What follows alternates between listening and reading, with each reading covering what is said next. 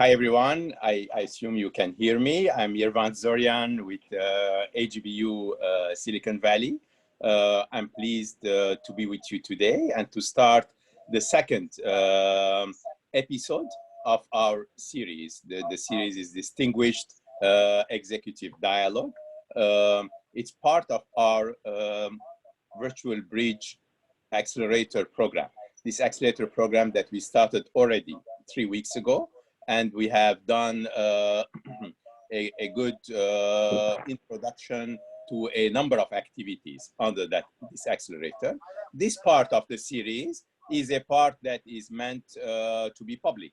So most of the accelerator program is a closed program for the cohort that is following the acceleration process. But on Fridays, such as today, we will have an open session in which we'll be able to meet distinguished executives, most of them from Armenian descent, who have made their journey throughout their process of creating companies, building their companies, enlarging it, going public, or going through acquisitions. So today we have a very distinguished person with us, that is Dr. John Kibarian from PDF Solutions. Before doing so, Arthur, you may want to share your screen to show us the way that we are running this course. So the way that we are running this course, if you see the platform, it's on the Armenian Virtual College platform that we are using. So we turned the accelerator program into a virtual bridge. And with this virtual bridge, we were able to host 15 startup companies, as well as host the mentors and the experts who are talking to them via this Armenian Virtual College Hub. So ABC is acting as the e-learning hub for this process, and we are able to show the various activities there. Without further ado, I would like to go to this process and show you the different startups that we have, the 15 startups that have been gone through the selection process, and they are part of this. So we currently are seeing the Armenian Virtual College platform in which all this e-learning is going on. For instance, if we take one of those companies, we can see in each company, what do they do? And this is, for instance, this URA company. After you may want to activate it, we can see what that is. So each company is already a successful company in Armenia, and they want to become successful globally. That's why the accelerator aspect comes in. Please, go ahead. Ura! Customers bidding, stores benefiting. Ura is helping stores reach more profit through customer bidding, a platform where customers get the desired item at the desired price, and stores get to sell products at a higher turnover rate, making more profit. Best price remains the... Okay, so this gives us an idea of one of the companies. We'll be featuring some of those companies in the coming weeks. So these companies do have one-on-one mentors. So these mentors are spending weekly time with each company as part of the program. These are veterans of Silicon Valley, very experienced individuals for mentors that are helping those companies address their particular issues. So this is customized consulting for them as part of the program. And Mariam at the end here is our coordinator of the program. So she's handling the coordination, the linkage between all. Okay. If we go forward, we can see that in these weekly programs, for instance, in week 1, we had 2 experts talking to them. The 2 experts in this case were covering the Silicon Valley ecosystem, the first one. The second one was talking about the primary reasons for a startup to fall, so the negative as well as the positive aspects, of course. And then each week, therefore, we had these expert lectures, and they're all available to us. This is Product Market Fit by Sam McAfee, again, a Silicon Valley veteran in this case. And then we moved last week to Sal. Sal spoke about lead execution. Maybe we can click on this. In each case, we have the recordings as well as the content provided.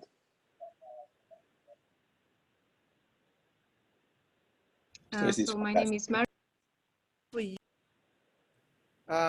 with calculations of sales and expenses, and he would have these lines of chalk, and in each of the columns he would have the data. But those sessions are lectures as well as the professor would make a change to the assumptions, like, well, then maybe we sell 100. With our in startups. Fundamentally doing some really good stuff, but because of this trendy 2 weeks traps, they are failing a lot and making a lot of mistakes because of that pressure. This is our the interaction of our companies with the lecture. On that? So we have 16 lectures. I've experienced that. That's a toughie. Okay, moving forward. So this week, last week we ended the week with the first distinguished executive dialogue by Kibor Keshishian. Many of you were participants of that, who is the executive vice president of NXP. And then throughout this current week, we had 2 more lectures on Tuesday and Wednesday. Again, talking about the startup, lessons learned, the value proposition, as well as the last one was on Wednesday on branding. So this was about how to name your company, how to brand your company, again, coming from Lynn Nichols, a very experienced Silicon Valley expert. So today we are together for this Friday open seminar, Distinguished Executive Dialogue.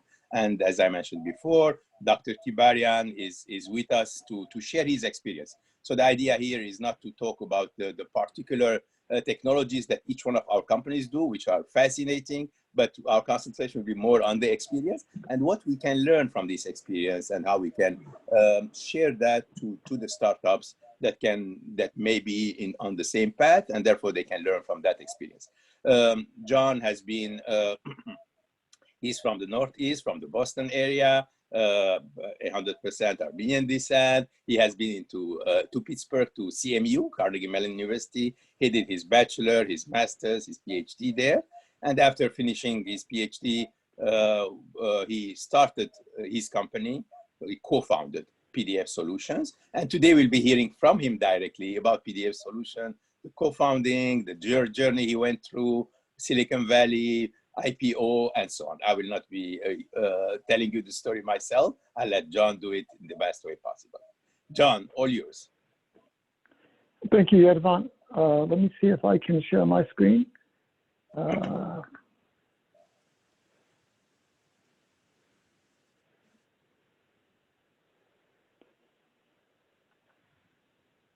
Okay, is it working? Can everyone see it? Yes, we can see. Let me great. just Thank you, say that we will have question answer period, so please be prepared. The presentation is only part of the session. The second part of the session will be for your questions. You may write your question from now. You can start writing it in the text domain, or you can raise your hand and do it verbally as well. Okay? Sorry, John, please go ahead. Thank you. So first of all, thank you very much for giving me the opportunity to talk today. I'm really humbled by this invitation and the chance to talk about my experiences with the team. And the title is about how avoiding growing up resulted in running a public company. I went to grad school kind of to avoid growing up, and then while in grad school, I kept trying to figure out ways to not get a real job, and ended up running a company now, a public company, for quite a while. I've got a couple of caveats, things that I just want to set things up about the talk. Obviously, I made this presentation from the perspective of an engineer who didn't get an MBA, didn't have professional training in business, and wanted to start a company. I wanted to do that from when I was a little kid. And, this is a biased sample, and also our products sell to engineers. So I kind of knew the customer on some level. You may be in a very different set of experiences. So my experiences are just my experiences. It's not some kind of law of physics. I don't mean this in any way as being, really critical. The second thing, a caveat I'd like to just remind everyone, after you go through a journey, you look backwards, you have the outcome colors how you look at the experience. So the other co-founder always says, every autobiography is part fiction. When you tell the story of your life, you tell it in a way knowing the outcome. And I talked to you about the story of what we did. It is also kind of based on, where it ended up. So take this all with a little bit of a grain of salt. As Yedvan said, I'm not going to talk about PDF very much, but I should talk a little bit about what the co-founders, the employees, and I built. We've built an analytics platform that serves the chip industry. Virtually all of the major foundries, device manufacturers, fabless companies, and system companies that use silicon are customers and have been for a while. We are public, and we have been also public for a number of years, as Yedvan pointed out. But the reason why I bring this up is we didn't set out to do any of that. We didn't think 29 years after starting the company, we'd still be in business, that two of us would still be associated with the business, that we'd be independent, or that we'd be public. I bring that up because when you embark on a journey to, start a company, it's a bit like deciding to have a child and raise it. I mean, if you have any level of success in that process, the child will take on a life of its own. It will go off in its own direction, and it'll become bigger and better than what you actually thought about, what your imagination for it was at the beginning. And if you let it really grow, it will grow in ways that you didn't imagine when you started out. And, I say that because we always think of ourselves as stewards for our business, right? Kind of like parents of an adult kid. We establish the place, we establish its values, at least its initial values. We guide it, but it goes on its own way. And every year we've asked ourselves, are we still right to be part of the business? When you stand up a business, it eventually becomes important to shareholders, to customers, and to employees. And as a founder still employed at that business, you are two of those things. You are a shareholder and you are an employee, but you are not the king. And that is a big deal. So, each year we take stock, whether we're still the right stewards for the business, and, is the business still right for us? Three of us started PDF, as I said before. Two of us are still with the business. One of us, a few years after we went public, decided for his own personal reasons, wanted to retire, and fortunately, had done well enough through the IPO that he could do that. So, the journey ends up being super rewarding, and in many cases, for us at least, I think the journey itself has been as rewarding as any of the financial outcomes from doing it. As I said, three of us started PDF. This chart on the right was our graph of how many years of work experience we had before we started the business. And you can see two of us had 0 years of work experience. We never done anything, never worked for anyone before. My wife always says I'm unemployable. I take that as a compliment. I think, that's not uncommon for Armenians. So, I think it's fine not being employable. And I think you're kind of crazy sometimes to put up with some of the stuff that people want you to do. But it turned out, I think in some regards, not knowing what we were doing was a benefit. If you recognize how hard it is to start a business and make it successful, you probably wouldn't do it. The journey is very arduous. And sometimes a little bit of naivete goes a long way. And I wouldn't do this if your sole purpose is to make money. There's a lot of easier ways to make money than start a company. Go work for a hedge fund. You can make a lot of money. If you're smart enough to get a business off the ground, you're smart enough to be a hedge fund. What I've found over the years meeting with investors is, that having a lot of money to invest does not mean that you're smart. There's a wide variety of those. So, you do this because, for us, it was, we wanted to make an impact in our industry, and the financial outcome was kind of a measure of success. I think like a lot of you starting in Yerevan, we started in Pittsburgh, and that was actually really great. Costs are low, rent was low, lots of engineers available because there were universities there that were creating engineers, and I think that's much like the situation in Yerevan. Starting a business in Silicon Valley is really challenging because your costs are super high. There's a lot of alternatives for employees anywhere along the way. Like I said, I had wanted to start a business from when I was a little kid. but I found starting with others was helpful. And for, what I found out was chemistry matters of those founding people, and shared values were really important. For us, we hit difficult times when you can't make payroll, difficult decisions with early employees, with customer issues, and having shared values and complementing each other, was super critical for us, and it made it a lot easier for me. I've been the CEO the whole time, and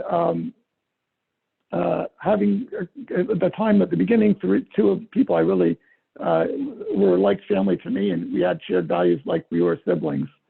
And I find even still today, when we get together, there's a quiet understanding amongst the three of us about what matters and what doesn't matter. And I would really recommend, if you're going to start a business, the co-founders can be really, really helpful.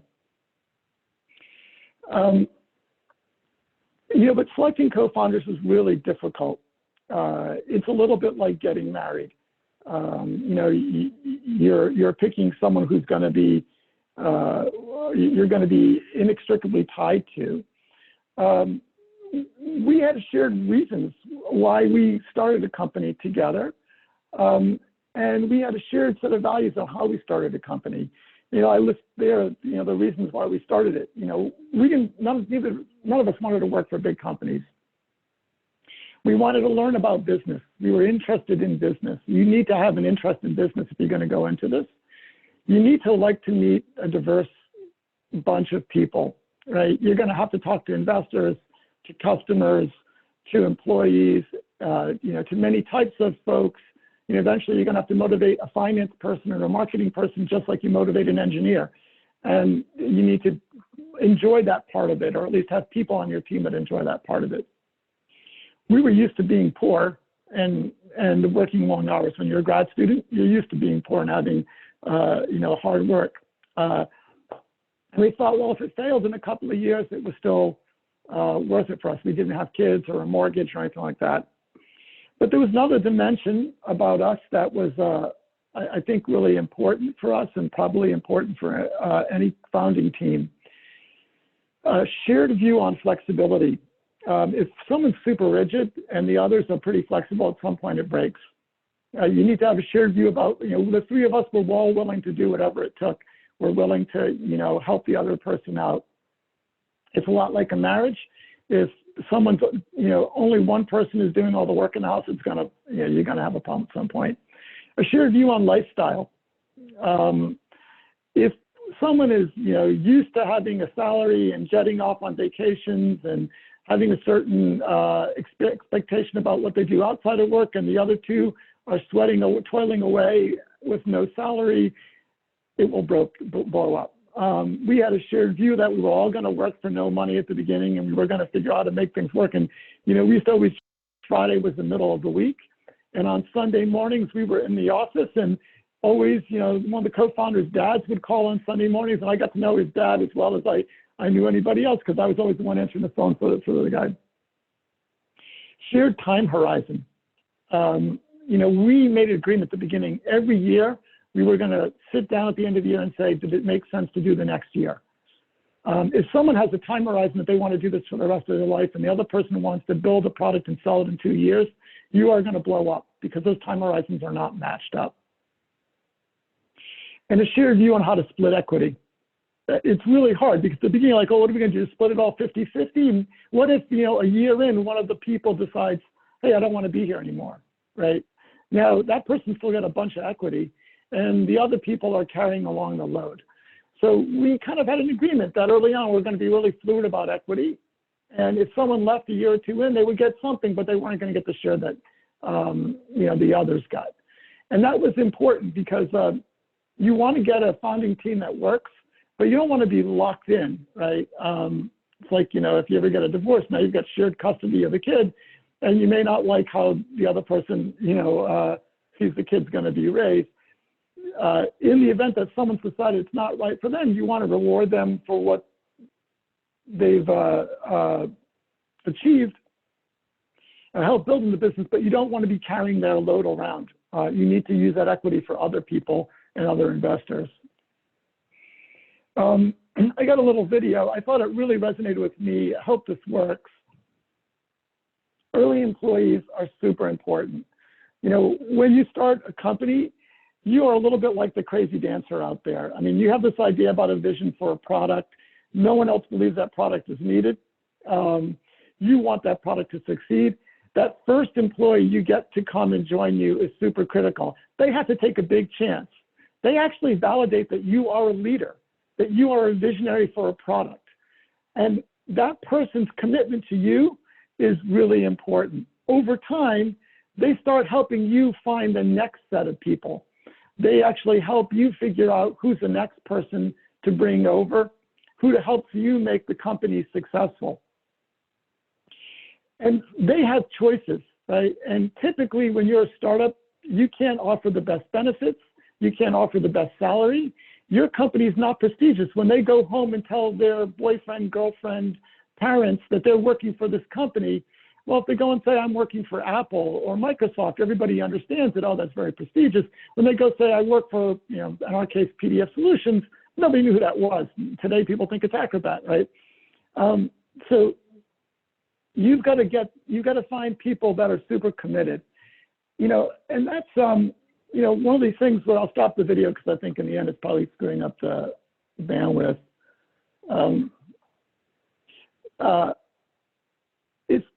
Today it's said in conventional wisdom that diversity matters. It's really important to have diversity in your team. Honestly, for a founding team, I know this is politically incorrect. I don't think diversity helps. We hired people greatly at the beginning that were straight out of Carnegie Mellon, that had our training on how to write software. We had a shared view on how code was written, a shared view on the problems that were being solved, a shared view on the value prop. Your early customers are going to be early adopters anyway. They're also going to be a little bit crazy like you. So it's okay if there's not a lot of diversity. However, you know, when we started raising money and moving to California, you need to pivot from kind of a non-diverse kind of band of brothers who have a shared set of experience and a narrow background to a broad, diverse background. Because when you want to move from those early adopter customers to a broad market, you've got to make your product work for a broad set of customers. And then diversity really does matter. So, you know, for us, that coincided with going from Pittsburgh to Silicon Valley, going from, you know, bootstrapped to venture funded. We needed to say, okay, it's no longer a bunch of Carnegie Mellon people starting a business. We need to, you know, open the aperture of a diverse set of folks and make sure the place was accommodating to a diverse set of folks and not make it into kind of a ghetto of ex-Carnegie Mellon folks. And I would imagine as you go building a business that, you know, serves Armenia and headquartered in Yerevan to being worldwide based, you need to think about how to make it encouraging for the outsider to participate and contribute to the business and bring diversity into the business. For us, you know, we had to be really thoughtful about, you know, opening the aperture and bringing in folks, especially non-technical folks, that could contribute to the way we built the business. Which, you know, kind of gets me to the next piece, business plan. Everybody needs to go build a business plan, you know, and I read books about how to build business plans. Well, as I said, I was an engineer, kind of self-trained as a business person. And there's all these steps that typically need to be in the business plan. And eventually, when you're an engineer, you build some kind of spreadsheet on revenues and costs, and every one of them always looks like a hockey stick where the revenues keep growing, you know, 30% a year, and the costs don't go up that much, and eventually the thing makes a lot of money. And, you know, to be candid with you, for me, I never could see how the business could be 10x larger than it was. When it was $1 million in revenue, I couldn't see $10 million. When it was 10 million, I couldn't see $100 million in revenue. And, you know, I barely could see 2 or 3x. And so what I learned over time is you're not writing a Bible. You're writing kind of a periodical or a magazine. It is kind of your understanding about the business at that time. We found it to be a way of collecting our thoughts and recognizing what we didn't know. When you write that business plan, it's more for you than for others. It's more for you to know the part of your business plan that's really kind of squishy and soft, and the part that you know is really solid. For us, the forecast on how, when we started out as a software company, you know, the forecast on revenue didn't make a lot of sense. And we started realizing we needed to change our business model to be successful. And we started investing as much time in business model as we did product. And as an engineer, you tend to really focus on the product and how to make the product better, you know, but we found it was really important to focus not just on the product, but what's the pricing model you choose to sell. That actually sets a lot about the nature of the relationship between you and the customer, and that establishes the dynamic for the business. You know, like I said earlier, the business becomes a child that grows up to be an adult. And like if you've raised a kid at some point, they have their own ideas. And I find the thing that sets the ideas or the direction of the company is the model that you choose to engage with the customer. The business planning process, for us, the most important thing was figuring out how we chose to engage with the customer. You know, when Google got started, there were a lot of search engines, and I didn't see like why there was room for one more, honestly. And what they chose to do was really think about how to turn search into an advertising engine, right? Before that, if you looked at Alta Vista or some of the other search engines, they really weren't the same advertising system that it was. That choice of business model put that company on its trajectory. For us, the choice of business model of charging for the result and not charging for the software changed the trajectory of the business and made it a lot more successful. To do that, we figured out there were three things that I thought were super important that I wanted to talk about that were really hard for us to learn. You know, one was to become a learning focused entity, flexibility, and bootstrap. And I have a couple of charts on those, if you don't mind. Okay, so, you know, for us and for a lot of engineers, when I talk with them, they never want to talk about what they're doing because they're always afraid that someone's going to steal their idea. And, you know, it's a lot of, you know, the fishermen who caught the big fish, swear the fish got away. There's a lot of stories about big fish that were caught, probably more stories about big fish than there really are fish in the sea. And I think this idea that your ideas, the concern that your idea is going to get stolen is a greatly overestimated concern.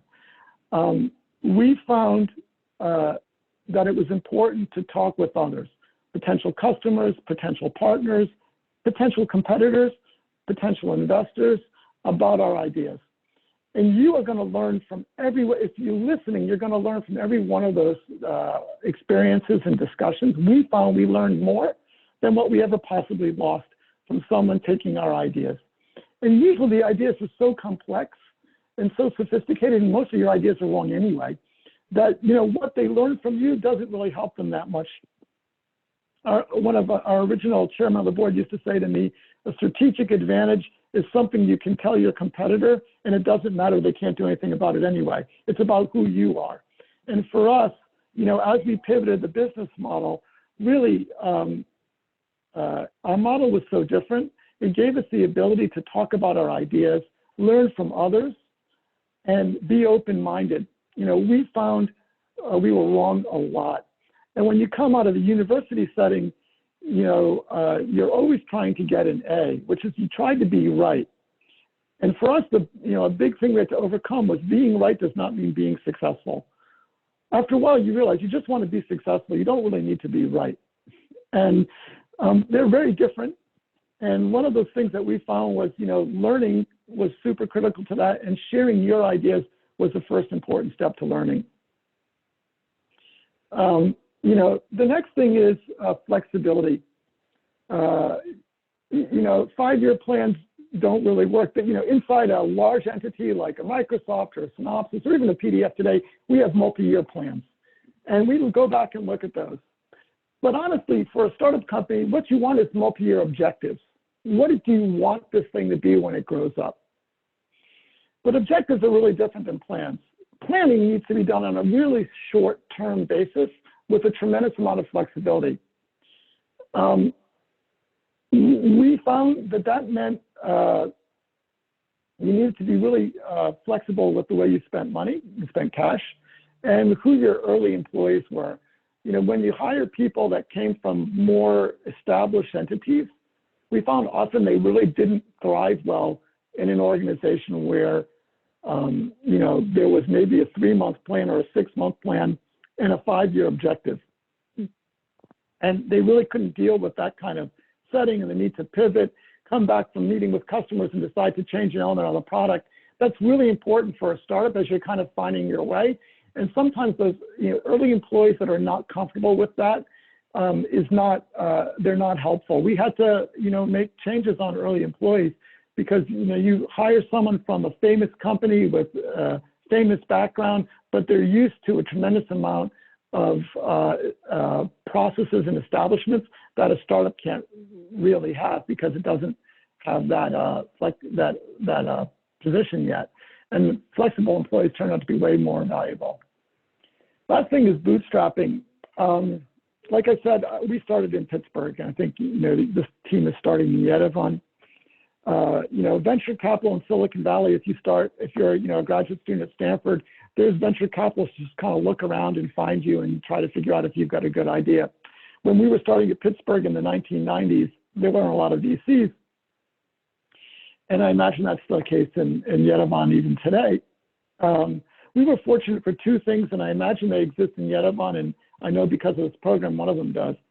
You know, we were able to leverage Carnegie Mellon. They helped us with office space. The brand helped us when we'd say, hey, we're spin off of Carnegie Mellon. That was really useful. We found, you know, if you have a connection to a university, can be really helpful.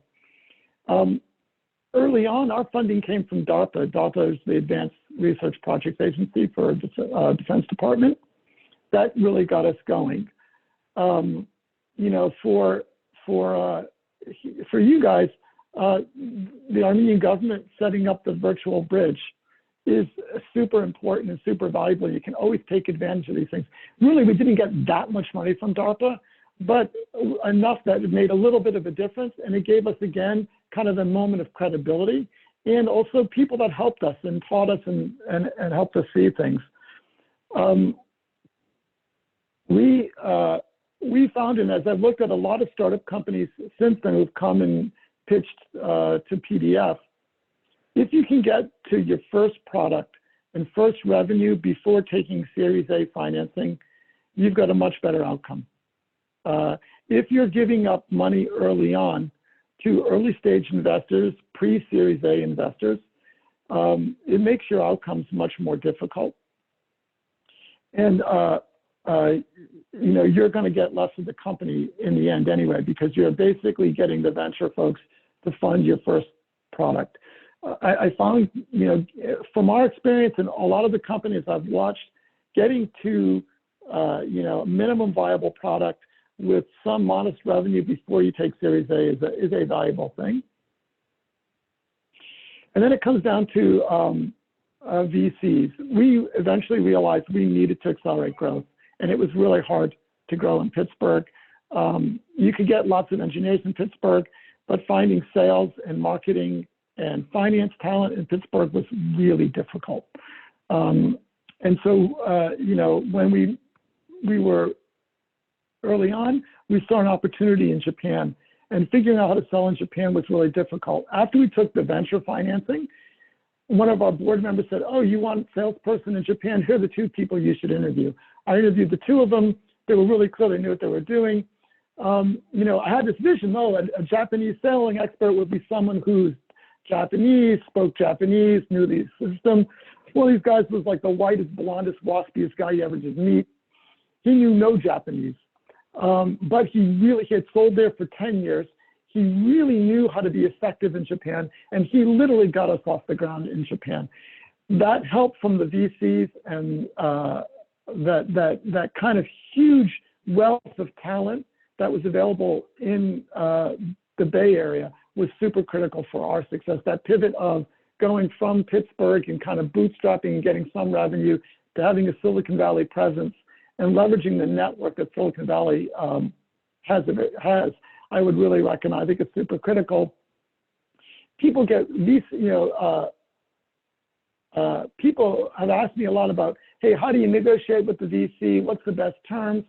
I talked to one CEO once and I asked him, hey, how did you get this company bootstrapped? He said, hey, I found investors that, weren't that thoughtful about their money and they were willing to put money in my company. You're going to put your time and your blood and sweat. They're just putting in money. You want the smartest investors possible. And you want investors that are like a co-parent for your baby. The most important thing is not the business terms you get from that investor. The most important thing is that you and that venture fund have a shared view of what this is trying to become. You trust each other. And, in the end, they need you to be successful. Sometimes you have a fund where they've got so much money, they kind of put some money in you. And if it doesn't look good in the first 6 months or a year, they can write that deal off because they've got enough other things going on. You want someone who needs you to be successful as much as you need their help to be successful. It ends up being a co-parent situation. We were really super lucky with our early investors. And we found they were the ones that helped us recruiting the team. That's why I think it's super valuable to get to revenue. And when you're going to Series A, you actually have a business to talk about because you can then score with a more experienced set of investors. And you don't want investors who this is the first company in this category they've ever invested. You want a VC who's done that before with these kinds of companies because that Rolodex and network is really valuable. The other thing that you always feel like, especially as engineers, is your product's never perfect. You always see lots of holes in your product and lots of ways it can be better. And as an engineer, at least for me, you're always taught to be cautious and analytical and thoughtful and strive for perfection. My dad always told me, strive for perfection, settle for production. Things change, and it's really more important to do like a, ready, fire, aim than a ready, aim, fire. Get it out and start letting the market tell you where you're right and wrong. It doesn't have to be perfect, but what it does have to be is it needs to identify a need in the market. And if it's half of the product it needs to be, the market will help you figure out the rest of the way. You can make a perfect technology. If the market doesn't need it, you just can't get it off the ground. The market won't help you. When we started PDF, we raised $3 million, got to $30 million in revenue about a year after we went public, and never spent that venture capital. A few years later, another company started. They raised $30 million in venture capital, kind of a similar to PDF idea. And when they went to sell the company, they achieved about $3 million in revenue. And I thought, what was the difference? The difference was when we started, there was a need and no company. When they started, there was a company serving the need. So you needed to make the product more and more and more perfect in order to get any traction in the market. When you're new in a market, you don't need to be perfect. You just need to be first. And then let the market, teach you how to be better. Moving with speed and settling for imperfection was a big lesson for us. Pivots, this is kind of some summary of us. It doesn't really matter the dates and times and whatever. The issue that I've always learned is the world changes. Pivoting is important. It's now everyone talks pivots in the Silicon Valley. It's kind of a positive thing to say. It's really important to take advantage of transitions in the industry, pivots and opportunities. Every time we've made a pivot, we've changed business model, we've killed products, we've gotten rid of teams. Always after you do it, you think, oh, I should have done that a year ago. The pivot problem, it's always afraid, you're always afraid to make a change, because if you're making some revenue with a product right now, you keep trying to make it better, but sometimes it's diminishing returns. For us, that meant changing business models a couple of times, really important. Changing the part of the industry we charged, we did over the years. Again, was a important for us. And in every case, we should have done it a year before we did it, almost every case. And so, you know, if you have the right venture investors and the right board members, they'll help you see pivots. And it's important to really think about when you need to pivot. If you're working really hard and it doesn't seem to be getting easier to get the next customer along the way, probably you should be thinking about a pivot in one way or another. Pivot in product, pivot in market, pivot in pricing, pivot in team, but you got to change something. It should get easier over time. You know, these are pictures of, you know, me and my co-founders and our families. When we started PDF, we all treated it like a sprint. We're going to work really, really hard. We're going to work every day of the week, and it's going to get successful. We're going to sell it. We're going to move on. Pretty soon it became a marathon running at a sprinter's pace. And, you know, we kind of put life on hold throughout most of the 1990s, to be candid with you.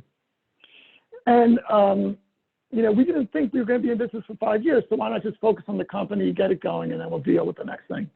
If I have a regret, you know, I missed out on life in those early starting years, and my other co-founders did too. In fact, we've all talked about this, and it's part of the reason why the guy in the middle there, Tom, you know, retired after we went public. It's really not fair to your family. A startup company is a selfish pursuit. When you start a business, it's a selfish pursuit. You're doing it because it matters to you. It's your dream. It's not their dream. And, you know, that means that you are going to cheat them out of time, cheat them out of your mind. Even when you're with them, you're with your business. You're thinking about your business in some level, shape, or form. When I look at my regrets, you know, that is the place where you feel like you've cheated a lot of people along the way. And that it was really true. And you know, at least for me personally, and I know the other two, Tom and Kimon, we've all felt this way. You have a deep amount of gratitude to the folks that put up with you during the startup phase. And you should always remember that along the way, because, you know, if it gets off the ground, it's going to take more than a Herculean effort. And your family will be the one that will bear a hidden burden. And it's important to remember that. So, you know, with that, I want to thank you all for taking the time to listen to me. Hope it was helpful in some way, and I'm happy to answer questions. Thanks a lot, John. Thanks a lot. This was very insightful. It was full of experience, knowledge, helpful hints of a wonderful journey that you had. Let's see if we have questions. Please go ahead and raise your hands if you have a question. If you are on Zoom, if you are on Facebook, you can write down your. We'll transfer it here. While they're coming, let me first ask a quick question, John. You started in Pittsburgh, you moved to Silicon Valley. Making that decision to move, of course, is not an easy decision. And being integrated in Silicon Valley, where you have not lived there before, you didn't have your network yet, and so on. How that transition and that integration happened for you? Yeah. So the transition, again, one of those pivots we should have done a year earlier. We would come to Silicon Valley every 6 weeks. And usually I would buy my ticket well in advance to make the flight cheap as possible. And maybe 2 weeks before the flight, I would think, wow, I don't have very many meetings. Why am I going? Maybe I should postpone it. And every time when I was on the red-eye flight going back, because I didn't want to fly during the day and waste the day, I figured I'd fly while sleeping, right? Why waste the time? Every red-eye when I was going back, I think to myself, wow, I learned so much that week. So after doing that for a couple of years, you realize you're learning so much while you're there, but I'm only there once every 6 weeks. Maybe I should be there every week. So we started learning that we needed to be there, but you know, it's a very expensive place. And it was hard to, you know, bootstrapping was very hard. So when we found the venture capitalists, they insisted we move to Silicon Valley, and we knew we needed to be in Silicon Valley. So it was really the venture capitalists that helped us with that transition. And then they networked us into the community. They helped a lot on networking us into the community. Much like the Virtual Bridge, I think, is networking this cohort into the community. That network, those early meetings and following those threads and then you meet someone for coffee and you meet 5 other people. At the time, we were talking to a venture capitalist in Pittsburgh, and he chose not to invest in us. And 6 months or 1 year after we came to Silicon Valley, he and I met in Palo Alto for coffee, and his name was Bill. And I said, Bill, from Pittsburgh, Silicon Valley looks crazy. Costs are high. Everyone's always changing jobs. It just looks like a nutty place. But once you come here, you realize why it makes sense. Because even though costs are high and costs grow, the help that you get to make your business grow even faster is so much more than the incremental cost. If you look at it at some timestamp, it looks crazy. But if you recognize that time moves, as time moves, your opportunities keep increasing and your costs don't increase that much. So your gain grows exponentially in the valley. That's at least what we found. So it was really the VCs that made it possible for us to be here. Very, very interesting. Very interesting. John, I have a follow-up question coming through Zoom, so let me read it out. It says, what do you think, how good or bad is having the customer company or related person becoming an investor, maybe angel investor for the company, being bootstrapping and starting the scaling of the business? Yeah, customers as investors you have to be super careful with that. And by the way, we just announced a deal 2 months ago to have a customer as a minority shareholder in PDF, right? So we did do that most recently. I would never let them on the board. I would never give them voting rights. If they're a passive investor, it can be a meaningful endorsement for the company. But you have to recognize all their competitors will then be concerned about doing business with you. So you do not want to give them oversight, control, or visibility. If you can get their money and endorsement, it can be reasonable, but you have to be super careful with that. Yeah, very interesting. Very interesting. Okay, John, another question. With this virtual bridge, we have these 2 important components when we're doing the accelerator. As you expect, there is the education component and the networking component, right? And gladly mentioned the government of Armenia, the Ministry of IT Industry is investing in this. AGBU Silicon Valley is investing lots of effort, time, network, and organization in it. But we're doing both in parallel, the education and the network. In your case, as you went through your stages, we understand the network that you built when you came to Silicon Valley afterwards and so on. Did you do an education side as well, or you just learned on the job after your PhD? You did so many things, but was it learning on the job, or you spent some effort in education programs? Yeah, it was mostly learning on the job. On those flights, I would end up reading Harvard Business Reviews. I figured, okay, I can teach myself, right? And use airplane flights as a way to learn. We didn't have what Armenian Virtual Bridge is building for this cohort. We didn't have something like this available to us. It would have been wonderful if there was something like this, but at that time there wasn't. And so it was mostly us learning. I remember one flight to Japan from Pittsburgh. I read HBR articles about business culture, and the other co-founder read a book about how to become an accountant. He was our first CFO, and how to balance the books. And he's like, hey, this isn't that hard. I can figure this out. Engineers always think you can learn anything, right? Especially if it's math. So it was a lot of self-taught. Very interesting. Very interesting. Okay. Thanks again, John. So I have a question from the Facebook channel from Alice Hanisian. The question is, was there a time that you had an idea that definitely should not have worked, but it did? And how did you pull it off? How did you convince your team to get on board? I think that's a great question. I think most businesses shouldn't be successful. We have a new idea. I mean, the world existed for 4.8 billion years before your idea came along. It seemed to be doing fine. So your idea is not essential, generally speaking. There's a couple of things I think we found along the way. A lead customer or someone who does share your vision or the need of the problem was super important, help us refine refine what we were delivering to the marketplace. For us early on, that was what we called the yield ramp. We sold software, and when we were a 17-person company, our investors said, why don't you not sell the software, help the customer achieve improvements in their manufacturing? So we went to super big companies. We went to Toshiba, at that time had over 100,000 employees, and said, hi, we're going to help you improve your manufacturing. And the president of the semiconductor business says to me, so how many employees do you have at PDF? I said, 17. He goes, how many employees do you think I have working on yield here at Toshiba? I said, I don't know. He said, I have thousands. So why do your 17 people think they can do anything that my thousands can't do? And it really came down to convincing him that we had software that would let him, his thousands of people be more efficient.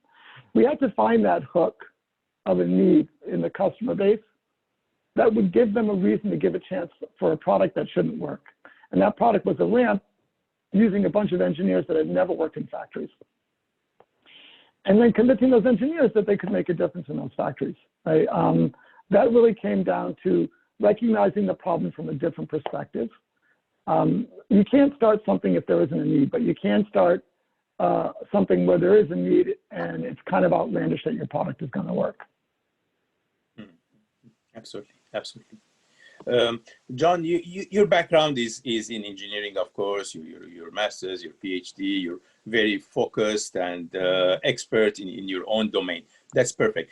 But as you start up, as the company needed other specialties, marketing, sales, finance, otherwise, right. How did you expand? Did you rely on others totally? Did you expand your talents in that aspect? So how would a startup founder who typically is a technologist would go to that? Yeah, I mean, it's something I think I struggled with quite a bit. Interviewing and recruiting engineers was really easy, right? You could kind of sit there, listen to them for an hour and know, okay, this is an engineer who can structure problems well and knows how to dissect a problem and solve it.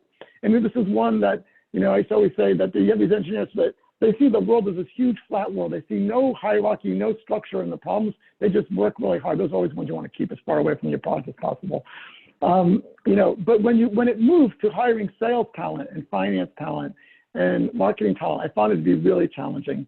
A couple of things that really helped me early on was we started doing Myers-Briggs, which was a psychological assessment thing. And it kind of breaks people down into 4 components. Are you an introvert or an extrovert? Are you sensing or analytical? Are you feeling or thinking? Are you organized or more intuitive? And, I started learning what I was. And I was, typically an INTJ, right, which is a standard thing for an engineer. And I tended to like people that were like me, that were very analytical and very logical. And I found, particularly in sales, you needed people that were SFs, that were not NTs. You need people that always saw the other side's perspective. To me, it was like, there's a right, there's a wrong. What do you mean the other guy wants this? It took a lot. I found those tools, the psychological tools, helped me understand that for other kinds of folks, finance people tend to be Ps. Sales people tend to be SFs, not NTs. And typically extroverts. A lot of engineers are introverts. So I started learning, okay, you need to assess them in a different way, and you need to find people that help you. You're not going to do all the jobs in the business. And that tool was really helpful for me. Interesting. To this day, we use that. Perfect. Okay. We'll do a final question, John, and that has to do something with the Armenianness aspect, right? We covered all the other aspects of that. Of course, I know you very well, your characteristics, all the Armenian characteristics that we saw today, your entrepreneurship, your perfection, your ability to handle multiplicity of things at the same time. I would think of those as excellent characteristics, but as well, your life. I mean, you live an Armenian life with your family, with your parents being so young, teaching your son the language, sending him to an Armenian school. So besides the personal life, being involved in the community, being a philanthropist for the community, but besides that, in your business, Did Armenianness help you at all? Did you have any? I know that you haven't visited Armenia yet, and we're going to do that together soon. Yeah. But so yeah, funny. still, you have lots of funny Armenian. Yeah. So did that funny help stuff. you at all? Yeah, so early on, I finished grad school. I want to start a company. My father says, "Why don't you go get a job?" And I ended up going to a wedding in LA that was a childhood friend of my dad's, Armenian guy. And I went as my father's representative with my brother. My father didn't want to go to LA. And that guy says to my dad, calls my dad up and says, "Oh, yeah, I hear John wants to start a company. I know this guy in Silicon Valley that's in that industry. Maybe you should talk to them."